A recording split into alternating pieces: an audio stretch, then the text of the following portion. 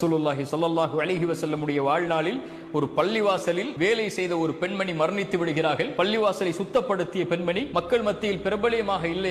அவர்கள் இறந்து விட்டதற்கு பிறகு அடக்கம் செய்து விடுகிறார்கள். அல்லாஹ்வுடைய தூதர் வருகிறார்கள், எங்கே அந்த பெண்மணியை காணவில்லை என்கிறார்கள். அல்லாஹ்வுடைய தூதரை மரணித்து விட்டார்கள் அவர்கள் என்றார்கள். அல்லாஹ்வுடைய தூதர் சொன்னார்கள், என்னை அந்த பெண்ணுடைய கபரை காட்டுங்கள் என்று கூறி அல்லாஹ்வுடைய தூதர் சென்று அந்த கபரில் நின்று அல்லாஹ் அந்த பெண்ணுக்காக துஆ செய்தார்கள். ஆனால் அந்த பெண் பிரபலியமான பெண் அல்ல, அவர்களுடைய செயல்களை அல்லாஹ் அங்கீகரித்திருக்கிறார். என் செயலை, என் செயல்பாடுகளை அல்லாஹ் அங்கீகரித்திருக்கிறானா இல்லையா? இதுதான் நான் கேட்டுக்கொள்ள வேண்டிய கேள்வி. ரப்பிடத்திலே நான் யார்? மனிதர்களிடத்திலே நான் யாராக வேண்டுமானாலும் இருக்கலாம். இன்று போற்றுபவர் நாளை தூற்றலாம், இன்று கண்ணியப்படுத்துவர் கண்ணியத்தை இறக்கலாம், இன்று பின்பற்றுபவர் நாளை தூக்கி எறிந்து செல்லலாம். இவர்களுடைய எந்த அங்கீகாரமும் நிரந்தரமானதல்ல. என் ரப்புடைய அங்கீகாரம் மட்டும்தான் நிரந்தரமானது. என்னை படைத்தவனவன், அவனிடத்தில் மட்டும்தான் நான் திரும்பி செல்ல இருக்கிறேன். அவனிடத்தில் நான் யார்?